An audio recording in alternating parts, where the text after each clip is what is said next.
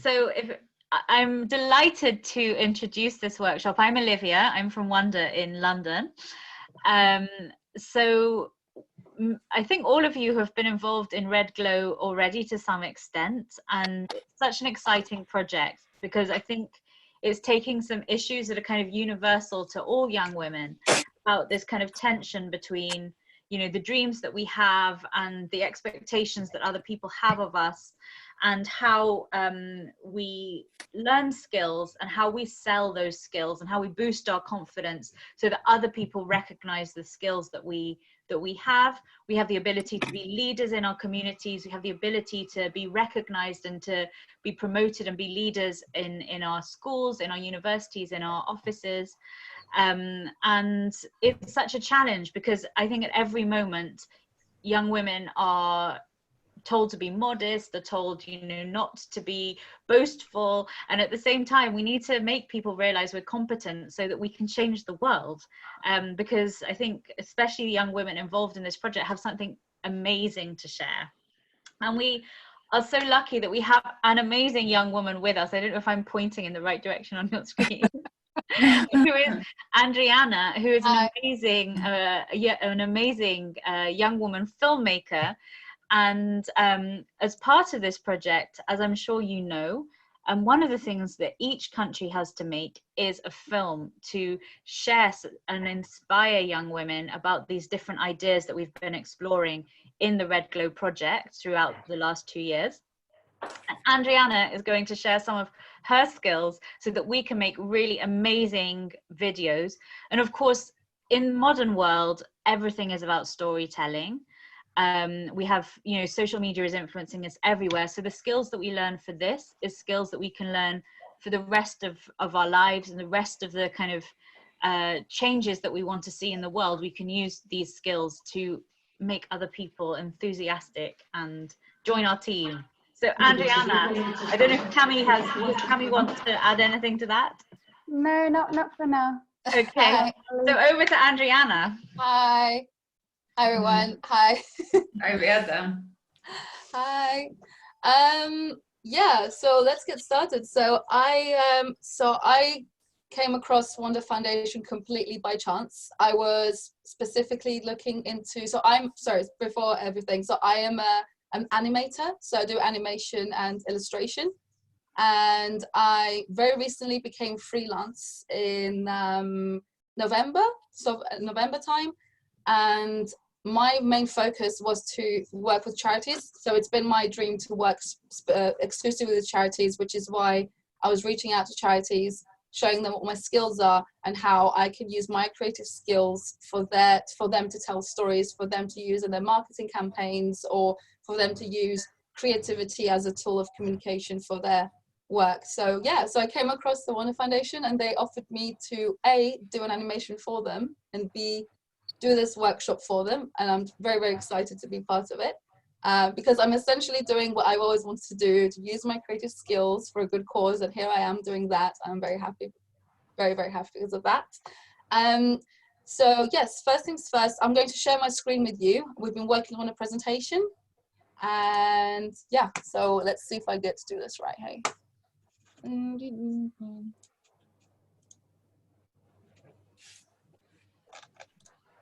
Can everyone see? Yes. Yes. Cool, great.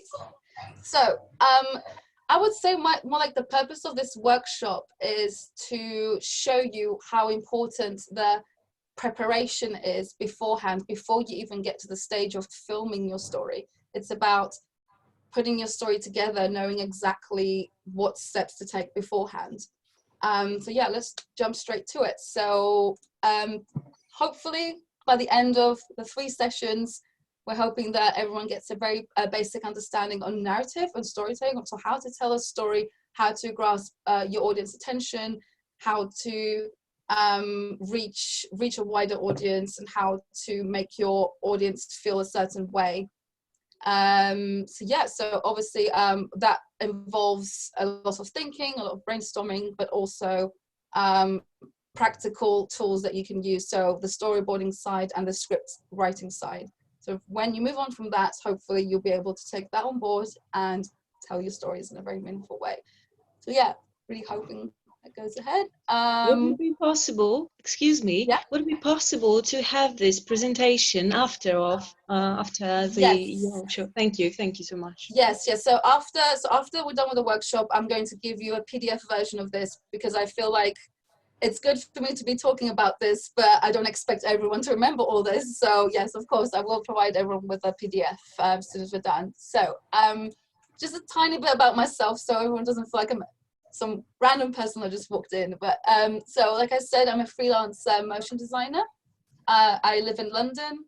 My background is I'm actually originally from Greece, but I moved to the UK 10 years ago to pursue my passion for illustration and animation, and now it's my career, and I feel very, very fortunate to be part of that, to be able to use my creative skill as a full career. My primary background is in 3D animation actually, but I'm more accommodated to using more 2D now, because I feel like it's a medium that feel closer to, and I feel like I can do more content without spending too much time in 3D animation, because 3D animation is quite time consuming, whereas with 2D animation and a lot of the software that's out there, I can produce much more work with much more minimal time. So yeah, this is me. I love to travel, and I'm very happy that we're having such an array of international people joining this this workshop today. It's just amazing to feel like this is reaching out throughout Europe, so it's amazing. Yeah, so I'd like to show you my showreel, if that's okay. So it's a short film with my best work, so just so you get an idea of what I do. So let's see. There's also these are links that you can have a look at yourselves in your own time.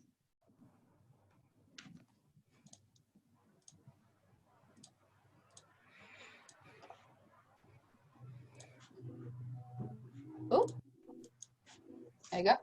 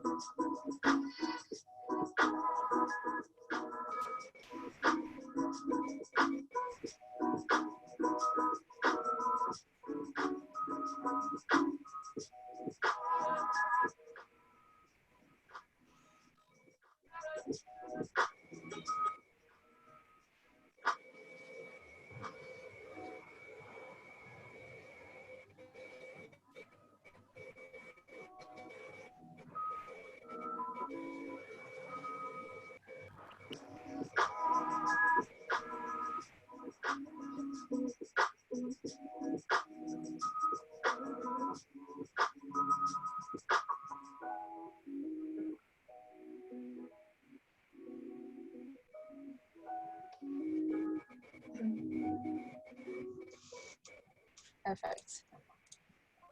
Cool. Nice. Let's go back to this. Oh, there you go. Yeah, I'm so sorry, Olivia, but I haven't actually started recording the session. I just realized. How do I get to do that? No, it's recording. Oh, it's recording. Okay, great. Yeah, Thank you. Don't worry. Awesome, cool. Let me just go back to the so yeah, as you might have seen, so the way I use storytelling in my work is it's pretty much storytelling is involved in anywhere we see around us, whether it's film, whether it's animation, whether it's an advert on TV, whether it's a story, a fairy tale. Storytelling is all around us. And it really is a very powerful tool to connect with our audience and to raise awareness on issues. So let's move on to the next session, which is shaping your story. So in this session, we're going to help each other, like ask each other some questions that would hopefully give us answers to how you want to shape your story. So say if you have a story in mind that you want to bring to life, how you'd want to do that. So we're going to start off with a little brainstorming session. So I would like everyone to participate in this, so I can write the answers down and then eventually share it with everyone. But yeah, so I'm going to use this amazing tool called Mural, which is basically virtual sticky notes. And yeah, I would love to hear everyone's opinion on this. So I would say the first question is, why do we tell stories? So do we have any volunteers? I can start. Yeah, go ahead. Okay, I'm sorry for in the beginning. I would like to sorry for my English. Like, I've been learning it for years, but you know, I'm from Poland, so it may contain some mistakes. No problem. Okay, so I think that we tell stories everyday life to share our life with somebody, to share our stories, to exchange sometimes with opinions or explain situations or something like that. So exchange opinions. Yeah, yes. Yeah, no, that's a very good answer. Yeah. Sorry, exchange opinions. Perfect. Does anyone else have anything else to say? So why do we tell stories? So we could say maybe to inspire change or inspire others.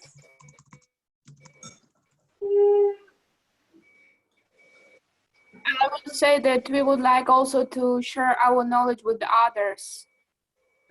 Yes, perfect. That's a perfect answer. Very good so far.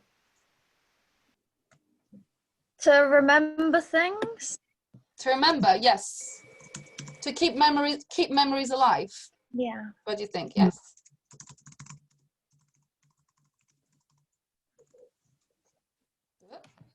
There you go. Anything else?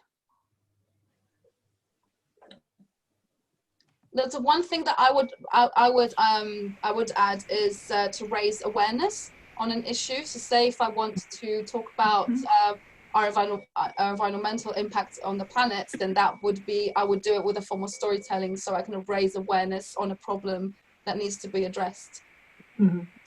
So raise awareness. Cool. Sometimes also to connect. To connect, yes, absolutely. Perfect. These are very, very good answers. As you might think, there's so many of you can. This list is endless. Obviously, we can go on forever. But yeah, in your own time, obviously, you can think about that yourselves. Yeah. So moving on to the next question. So where do we hear stories in everyday life? So what sort of medium? Who from? In a book. Yeah. So books. Just a normal conversation, usually it's about one person speaking to another one about what happened in their life in the past, I don't know, a few weeks. It's a story as well. Everyday conversations, yep. Social media. So yes, big one nowadays. In campaigns, so when people are raising money or campaigns, yes, yeah. Absolutely, yes. So yes, in campaigns and when charities want to get people to donate money for their charity and the great work they do, they need to use great storytelling in order to get people to be interested in donating money for their campaign. Perfect. At school, during lessons. Perfect. When we are watching a movie. Movies.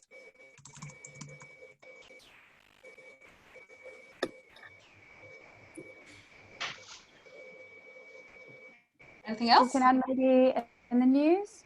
News, yes, absolutely, news. There's always great storytelling on the news, and I would say I'm more interested in a news article when the story is told well. I'm more interested in learning more. So yeah, there's a huge industry in storytelling in news, sure. Cool. So moving on to the next question, why are stories important?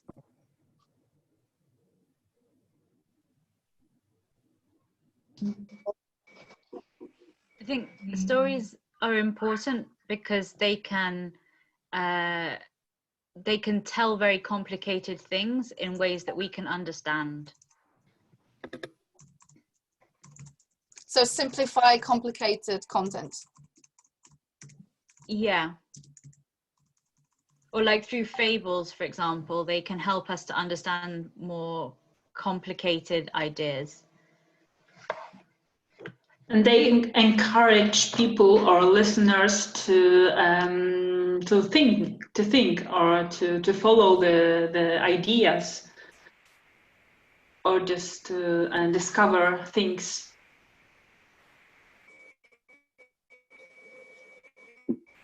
I think our internet is cutting a bit.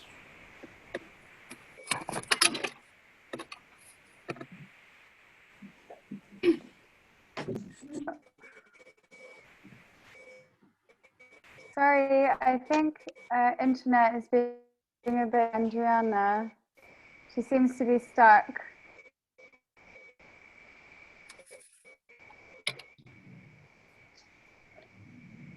They can.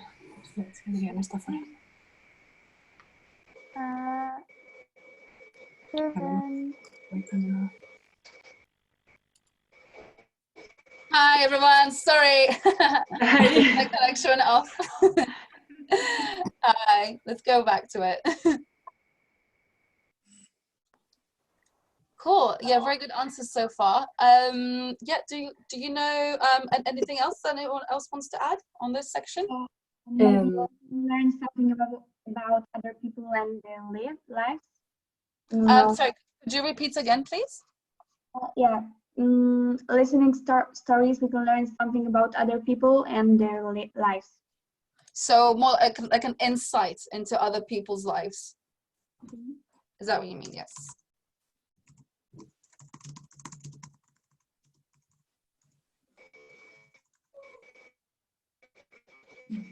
Perfect. Yeah. Anything else? For fun. Increasing the knowledge. For fun. For fun. That's very important, of course. Yeah. Yes. Increasing the knowledge. Increasing knowledge. Yes. Point of view. To see an idea or a moment from another point of view. Great. So explore other viewpoints. Perfect. Cool. Yeah, we can again, like we can explore this in much more depth, but we can move on to the next question. So how can a story, specifically to what you're looking into doing with your storytelling and the stories that you want to tell, how do you think your story might impact or benefit your community? Maybe so with the story that you wish to tell, like so say if I have an amazing story to tell within my community, and if I raise awareness on this story, I'm hoping that I could potentially inspire maybe my community. maybe make aware about some problems of community. Yes, so raise awareness on problems.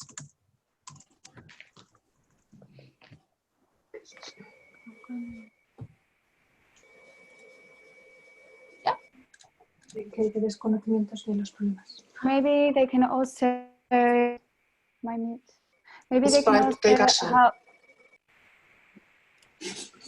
Sorry, go again, Cami. I'm gonna say they can help to give a voice to people who aren't usually heard. Yes. And I think someone else was speaking as well.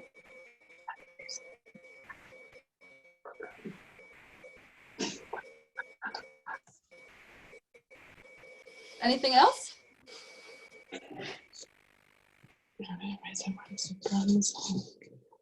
To people. Well, we can motivate those people to do something or to change their life.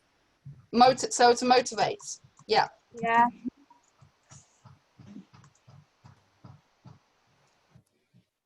Because obviously, like when we raise awareness on a problem in in a community, we're hoping to then take that on board and motivate someone to make a change. So yes, definitely to motivate is a great answer. Maybe bring an example of life that you'd like other people to continue or to imitate. Imitate, yes. So set an example. For example. Yeah, so set an example of yeah, a good example.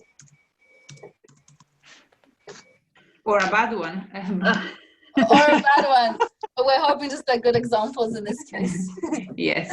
I think as well as setting a good example, it can be about celebrating maybe someone whose work is not usually recognized.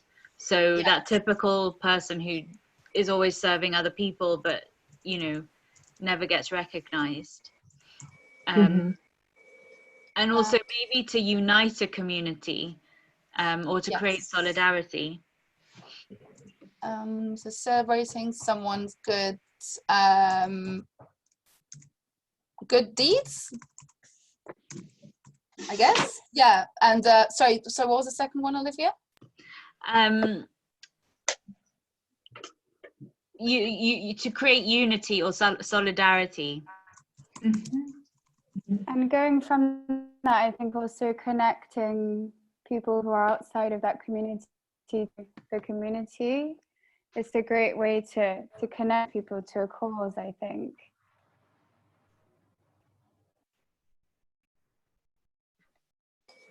Great. Cool. So last question.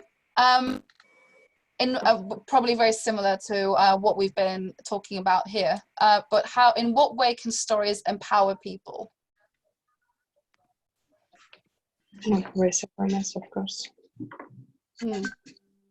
So if I was to hear a story on someone who, for example, identified a problem with their community and they found a solution to it, it sort of sets off as a good example that I can say, oh wow, actually, you know what, I think there's a problem in my community and I think I might have found a solution to this. To be confident in, so just boost confidence.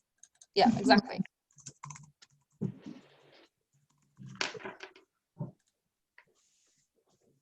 Inspire to try new things, to do new things, or like to take action or something.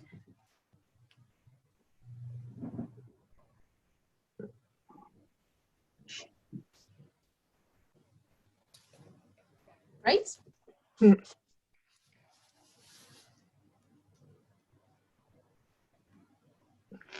Anyone else? You could feel listened to. To what, sorry? You could feel like you're being heard. Oh, yes, of course, yes. So feel like, feel like you've been heard.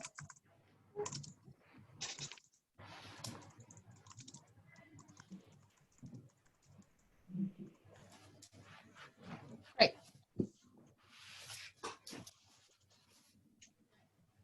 Anyone else? Yes, know the truth of some issue. Yes, the truth.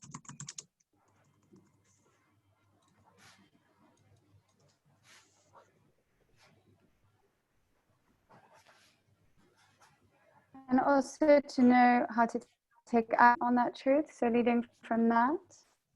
How to what, sorry? How to take action from knowing that truth, so the story you heard.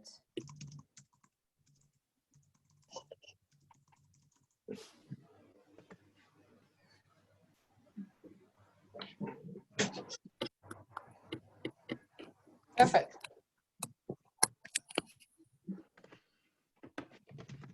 And it helps to make decisions also. Yes. Helps to make decisions.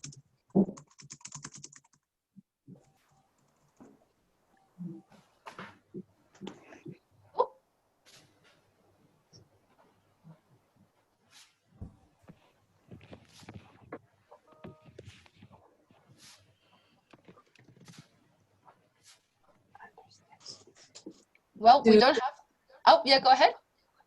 To understand a situation of someone that is like having a bad moment and you don't you hear that story and you are like, wow, I understand that person better, like to understand like the problems of other person. Oh, so to get into someone else's shoes, is that the phrase? Yes. Or to see someone else's perspective. Yeah. Yes.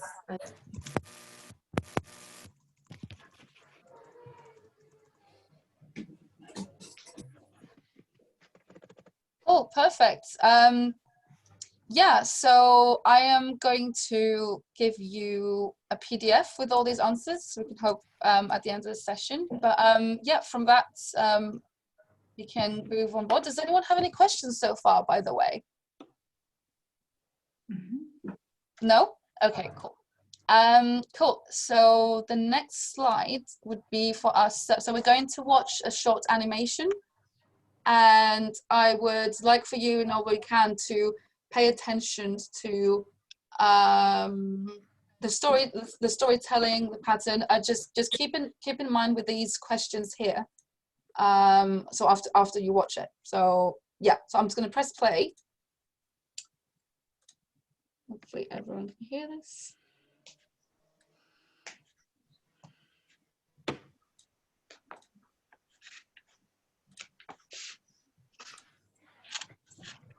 You got the whole world in your hands. You got the new life in your hands. You got the blue sky in your hands. You got the whole world in your hands. You got the whole world in your hands. You got the land and the sea in your hands. You got the past and the free. In your hands, you got the whole world in your hands. You got the whole world in your hands. You got the fishes of the deep sea. In your hands, you got all the oceans. In your hands, you got the whole world.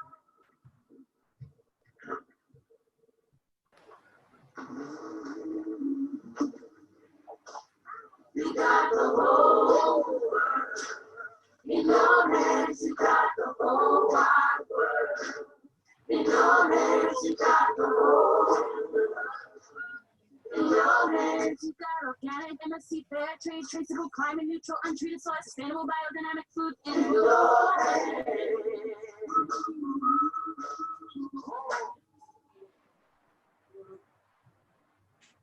Perfect. Did anyone manage to watch this properly? Yeah. Cool. So it's basically an animation which it's more like a marketing campaign for a sustainable like food brand. So yeah, so what they're trying to portray is that the choices that you make and what you choose to eat can have an impact on the world. So yeah, what was the overall message of that you have gathered from the animation? Be more conscious about what we eat and like how, like, think it can also, oh my god, I'm looking for a word. No, that's a very good Sorry, go ahead. I think it can also like, I forgot the word, I'm sorry, but it's not only about food, but you can also like try out choosing the right like things to do that in general your decisions about your lifestyle. Like, yes. So your lifestyle decisions really like your lifestyles the future of the planet depend really on your lifestyle choices, which everyone can adapt. Yeah. Perfect. I would also say, I would also say that every detail surrounding us has like an impact on our lives. Mm-hmm. So we should pay attention on that because it could have the impact on the, let's say, the final result of the product. Perfect. Great. Anyone else?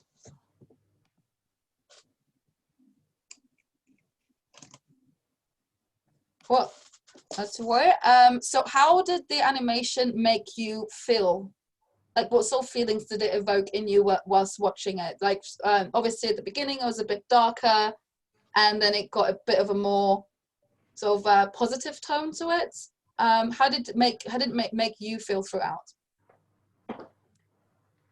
Maybe to reflect on what we do. So reflective, it made you reflect more on your choices.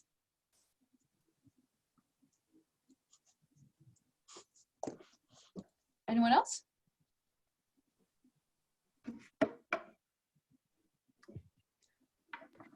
I think for me, at the beginning, I felt quite scared.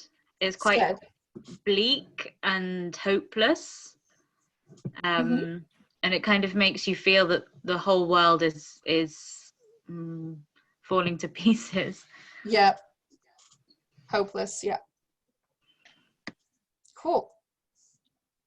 How did you think it achieved that? Like through its the music, the colors, the tone? I think colors and music, like those are two most like effective things that like the dark colors, like also like usually as well as also in like movies that, and when something is scary and we're supposed to like be scared, is that the music is like kind of like dark, and the whole screen is as well, and like dark. Yeah, exactly. So in order for filmmakers to evoke an emotion, they need to work with our instincts. So our instincts, when we're in the dark, we feel more alert, we feel more scared. So it's just the filmmakers trick into making us scared. So to begin with, everything was dark, blue, a little bit gloomy. The music had a very, very sort of heavy tone to it, and then when things went a bit more hopeful, everything was greener, everything was brighter. The music had a very much more of a very bouncy tone to it. So that's how emotion is evoked through. Cool. So do you feel like this has inspired you in any way, like this animation, or has made you rethink about your choices?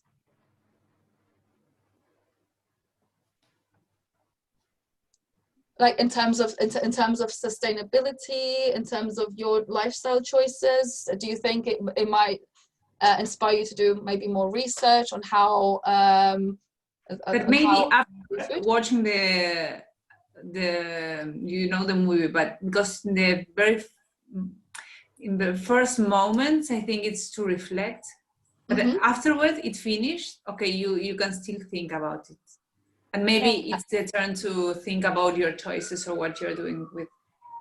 And I think the end message is very good because it ends with a really strong message that everyone can change. So it gives you kind of the power to take action after watching it and reflect. The end message says what you can eat can change the world, and we all eat, and we all make choices every day on what to eat, but based on the choices that we make on what we want to eat, then that can have an impact on the planet. Cool. I wonder with this one. Sorry, I wonder with this one though. I feel like the audience, it's designed almost for an audience that's already open to this idea. Because if it's completely new to you, it's just so scary, so bleak that maybe you just stop watching it after the beginning. But if you're already open to these ideas, then, it makes you think harder. Yeah, but I feel like we are exposed every day with this sort of content. So I don't necessarily think it's something completely alien to anyone, because we are always exposed to ways to eat more sustainably, or ways to have to make more waste, or ways to eat less meat, have more of a plant-based diet. It is all around us. So but maybe for you that's the sort of impact it had on you, Olivia. Yeah, I think so. I mean, I think it depends. If I think about different people I know, like a lot of the people working with Wonder, a lot of the young women we work with are already vegetarian and things like this. A lot of young men I know, they'd watch this and they'd be like, yeah, but I want a steak. So it's just kind of interesting, I think. Yeah. Yeah, I guess it just exposes layers or exposes questions that maybe you had very deep down, but you never exposed up to question yourself. But I also think it raises an interesting point about creating content for your audience and kind of knowing who you're creating your videos for, because, you know, maybe this particular brand in a marketing campaign is actually, you know, targeting this at people who are almost making that step, and then, you know, they're going to sign up to buy food with them. So I think, you know, the power of knowing your audience is quite an interesting point to make here, and creating specific content for people. Yeah, absolutely. Yeah, absolutely. Cool. Thank you so much, everyone. Yeah, this is a very interesting points. Yeah, I think so. Now we're going to move on to. So I have some tools that could potentially help you shape your story.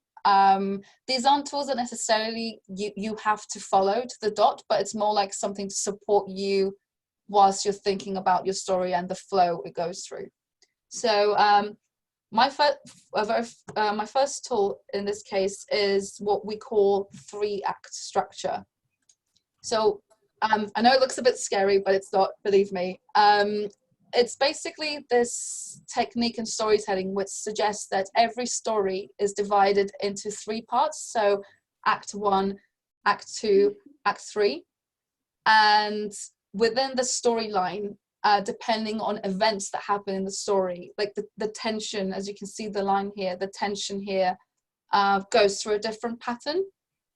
So it could start off, so on Act 1 suggests that that's where your character, say in this case, say you have a character who is introduced into, we have a glimpse of what their world is. So Act 1 is the setup, knowing where your character is, where they're from, what's the story that they're about to face, what's their real world.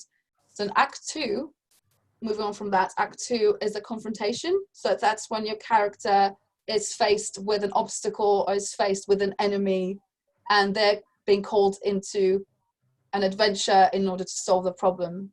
And then Act 3 is when your character is finding a solution to the problem.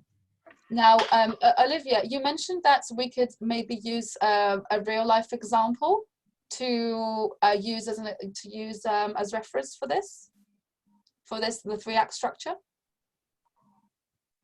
Oh, we can't hear you, Olivia. Yeah, sorry, I was just having a problem. Yes, so I'd like to tell you a story, actually a story from Baytree, of a girl called Lou. And Lou used to come to Baytree. She used to come to the leadership workshops and the activities, the homework support. She went to mentoring, and she always had a lot of problems with her family. She had a very difficult situation because her stepfather was quite difficult.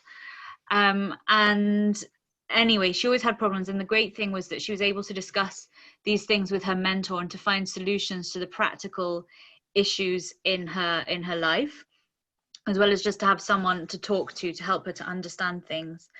And through that, she was able to continue in school, to identify how to go to the next stage of her education. But it was very, very challenging because actually she became homeless when she was 16 because her stepfather wouldn't let her live at home anymore. So she had to live on her own, but she didn't really have an income, and it's very complicated, you know, at that age to work out how all the systems work. But she continued volunteering in Baytree, which meant that she had a safe place to come and kind people to spend time with, but it also allowed her to develop her soft skills. She learned lots of skills while volunteering, and she was able to learn from lots of different people. And because of this, it just gave her that little bit of stability that she really needed. And she continued in her education. So when she left Baytree, she went and got a job. But then actually, she decided to move to a different country and has now studied nursing and qualified as a nurse, which is the thing that she always dreamt of doing. But it was the thing that allowed her then to care for other people, because through all of this, she'd always had such an enormous heart. So that is a true story. And I think it's one that would be lovely to tell. yeah, so essentially, like, Lou's story pretty much follows this exact pattern, really, where, like you said, she became homeless, she was kicked out, and the climax of the events, it meant that she sort of she chased a dream, and she made the most of the experiences that she went through. Yeah, great, Yeah. great. I'm going to use an example that I'm very much aware that everyone is familiar with, but Harry Potter happens to be a very good example. Specifically, the first film happens to, and book happens to be a very good example of this pattern. So, like I said in Act 1, is the point of the story where the viewer, or the reader in this case, gets introduced to the character and their normal world, and who they are.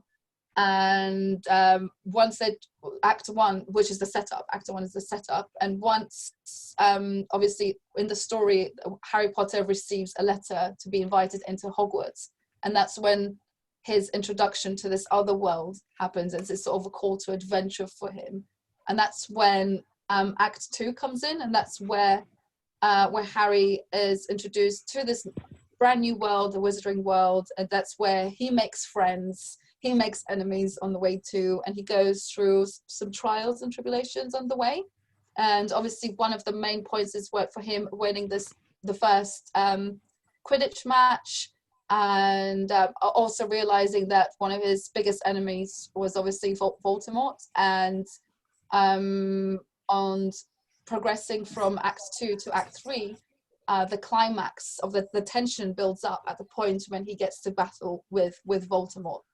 And then from that moment on, once he wins the battle, the climax of the film sort of goes down to a more neutral point where he goes back to Hogwarts, and then he takes the train and he moves back to his normal sort of life. But the resolution of the story is that he realizes that this is my world and I'm a wizard, and I'd much rather be in this world. Yeah, so that's I believe a good example to use a three act structure with. So moving on to the next slide. So this is another tool that you could potentially use. Again, Harry Potter is a good example, but also Lou's story is a great example. It's what we call the hero's journey. So this is more like a graph that suggests that when a hero in a story starts off their journey, again set up in their world that they're familiar with, and then they sort of have this call into an adventure, and then meet a mentor. In this case, in Lou's case, is when she joined Baytree, and that's where she found people that would motivate her into going on to motivate her into becoming more, believe more in herself and her skills and her abilities. And it's obviously in this case with the graph here, the hero goes through a very treacherous journey, but at the end of the day they return changed, so they return a different person. So that's exactly how Olivia narrated it. Do you have anything to add towards this, Olivia? No? Okay, cool. But yeah, so this is it pretty much. Does anyone have any questions so far? I understand like maybe this is a bit going too theoretical into storytelling, but like I mentioned, it's not necessarily a pattern that you have to follow, but it could help you when thinking of your story and how to tell your story. Does anyone have any questions? No? Okay, great. Cool. So one last tool that I would like to introduce you to is what we call the 4 basic story plots. So in every story every story has a very basic storyline, and in Lou's case, again, it's based on what we call the dream come true. And we can see where the hero manages to fulfill their potential and become as someone of wealth, importance, success, and happiness. So going through the trials and tribulations to become something bigger than what they've started with.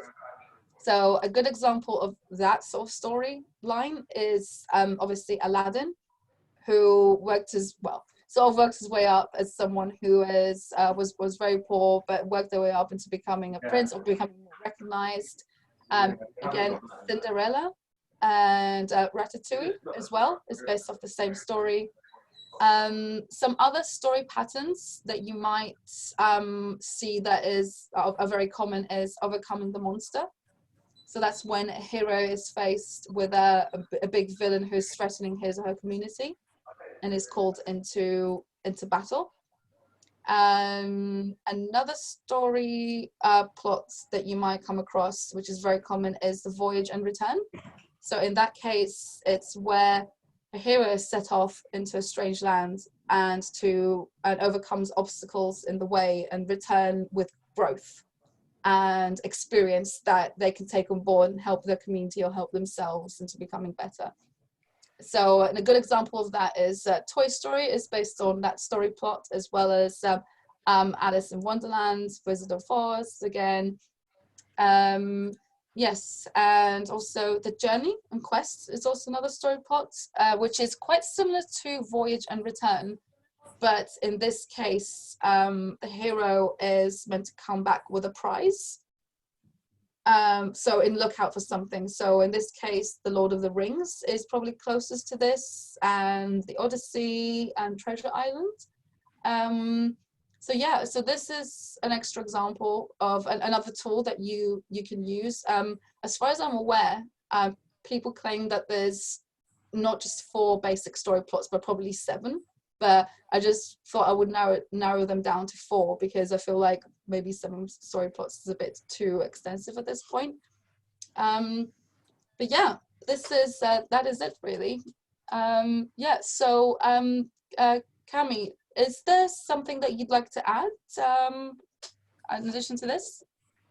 I mean, I think one thing I will add is, so this slide is quite interesting because you can really use it, you know, like Andriana said, as a base to kind of tell different stories. And maybe you can kind of go, you know, leave today and have a look at this and think of maybe stories that you've heard through your work, especially with redglow. But, you know, do you have any stories that match these, you know, these story plots that, you know, so could you use this to tell any of the stories that you want to tell with redglow?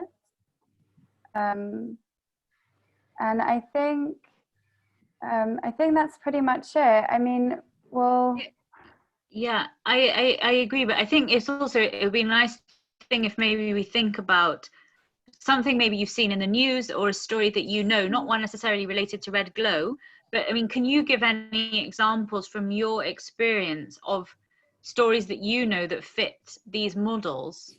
Can anyone think of an overcoming the monster story from real life?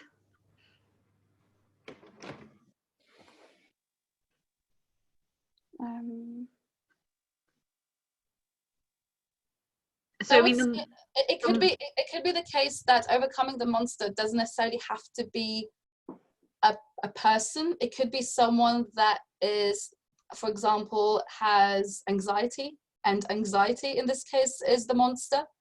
So yeah, or a disease, I guess. Or a disease. In this case, COVID-19 is overcoming the monster, really. So that fits very well.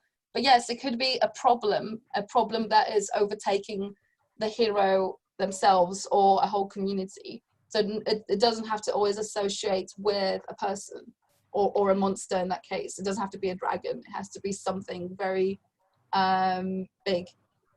So I guess in this instance, so for example, it could be that you've seen a problem, you know, in your village, and you've done something about that problem. Yes, exactly. So the big volunteering, that would be an example of this plot. Yeah. Yep. So, for example, you could so someone could identify that actually there's a big level of unemployment or in the youth within my community, and that in that case it's a big monster because it's stopping people from showing their full potential. So you finding a solution to this problem is a story of overcoming the monster. So I guess the question then is, you know, as young women, what are the monsters? Yeah, what are the monsters? What are the monsters?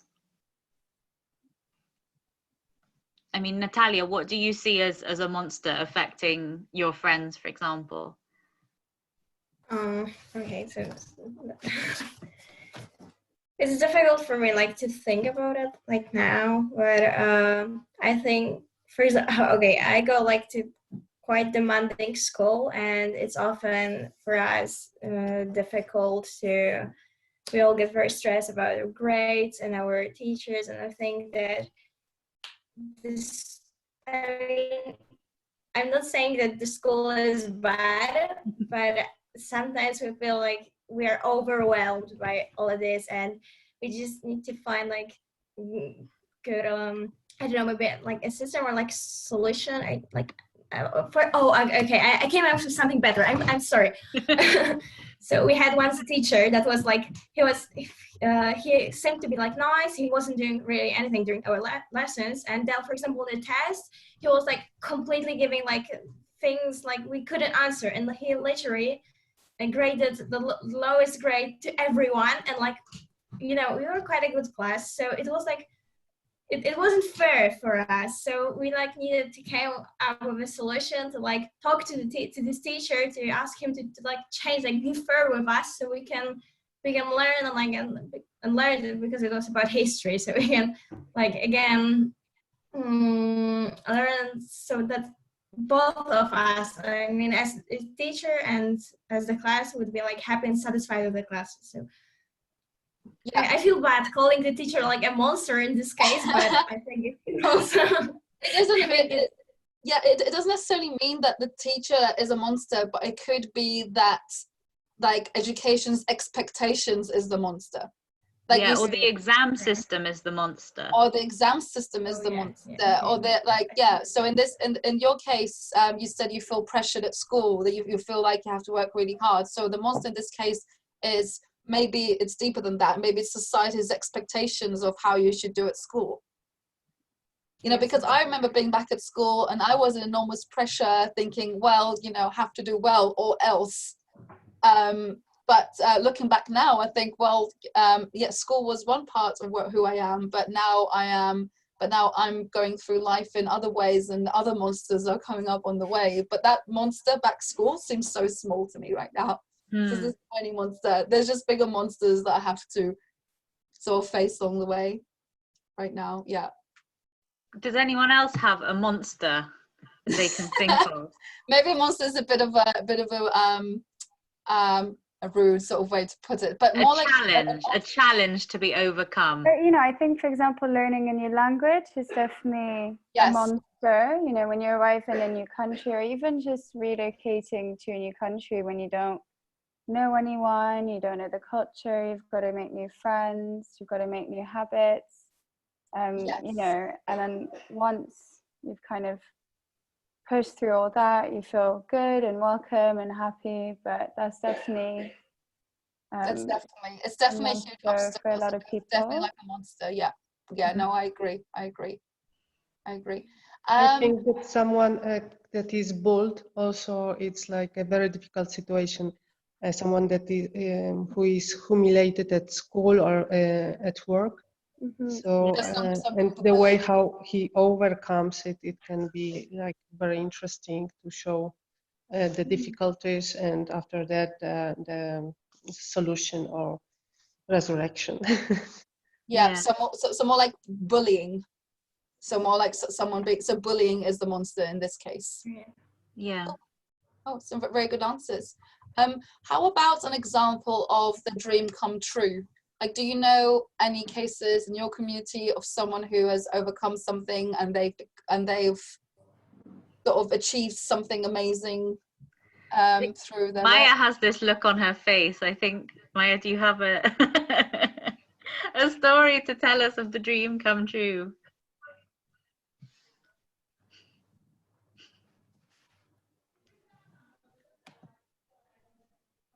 I mean, Olivia, you did mention about a lady in the Battery Center who was a refugee. I think Amy mentioned something similar. Yeah, there was a very brave woman I spoke to. She came to London when she was quite young. I think she was 22 or 23. She came from Côte d'Ivoire, and she'd already in Africa, and she'd met her husband there, and they'd got married, but she'd come to the UK to join him. But even so, when I met her, she'd been in London for about 10 years, and in that time she'd not learnt, she'd only just started to learn English. And she didn't know how to use the public transport or anything like this. She hadn't really been able to be at all independent. And she came to Baytree and she started learning English. So this opened up a whole world to her. And after that, so she'd always dreamed of being a nurse. But of course, it takes a long time and it's expensive to study to be a nurse. So she'd found a way of studying where she didn't have to pay for the studies to be a phlebotomist, somebody who takes people's blood. So she was so happy because it really was taking her in this journey of being independent, of having a skill that she could always have for the future, but also of doing something, almost the thing she'd always dreamt of. And you know, she'd gone from feeling so small and scared and unable to be independent to being so confident and you know, able to dream for her future. And that was very, very beautiful.